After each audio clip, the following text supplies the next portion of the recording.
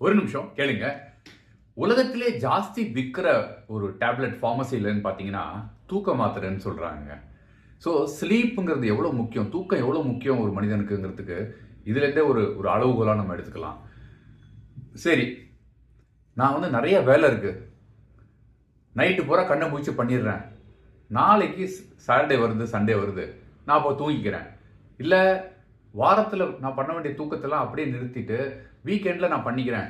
நல்லா தூங்கிக்கிறேன். அப்படின்ட்டு 12 மணி, 1 மணி, 2 மணி மத்தியானம் வரைக்கும் தூங்கிட்டு எழுந்திருக்கிறது. அப்படி எழுந்தாலுமே ஒரே தலை பாரமா இருக்கும். தலை வலிக்கிற மாரி இருக்கும். ஒரு மாரி ஒரு இரிட்டேஷன் வந்துட்டு இருக்கும். அசிடிட்டி வர பிரச்சனைகள் ஜாஸ்தியாயிடும். நீங்க இதெல்லாம் நோட்டீஸ் பண்ணியிருக்கலாம். நீங்க பார்த்துட்டு இருக்கிறது Krupa vibes YouTube channel KRUPAVIBES.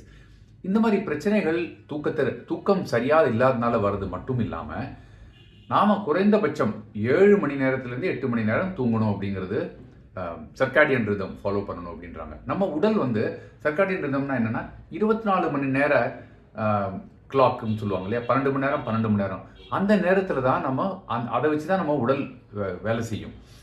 அதனால நீங்க அந்த வீக்கெண்ட்ல கொண்டு போயிட்டு நான் துணியை துவைக்கிறேங்கிற மாதிரி உடலுக்கு தூக்கத்தை அப்ப ரெஸ்ட்டை கொடுக்க முடியாது. அந்தந்த நாளைக்கு உள்ளது அந்தந்த நாளைக்கு நீங்க கொடுத்தாகணும். எப்படி நீங்க சாப்பாடு நீங்க டயத்துல சாப்பிடணும்னு இருக்கோ அதே மாதிரி தூக்கம் ரொம்ப முக்கியம். அதுலயுமே சீக்கிரமா படுத்து சீக்கிரமா எழுந்திருக்கிறது. அதாவது நிறைய வேலை இருக்கு, ஹெவியா இருக்கு அப்படின்னா கண்ணு முடிச்சுட்டு அதுக்கப்புறம் படுக்கிறேன்னு படுக்காம படுத்துருங்க டயத்துல. டயத்துலங்கிறது என்ன? சில பேருக்கு 9, 9:30, சில பேருக்கு 10. அதுக்கு தாண்டி நீங்க தயவு செய்து கண் முழிச்சிட்டு இருக்காதீங்க, படுத்துருங்க. 11 மணிலேருந்து சுரப்பிகள் வேலை செய்யுதுங்கிறது தான் மருத்துவர்கள் சொல்றது.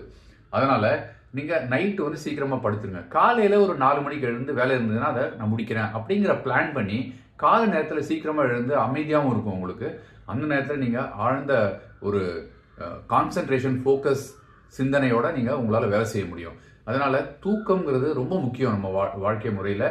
அது தினம் ஒரே டயத்துல தூங்கி ஒரே டயத்துல எழுந்திருக்கிற அந்த பழக்கத்தை நீங்க கொண்டு வாங்க.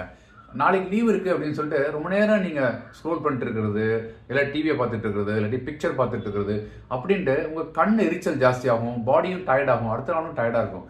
டே டைப்ல நிறைய இருக்கே டைம், அந்த நேரத்தை நீங்க பண்ணிக்கங்களேன்.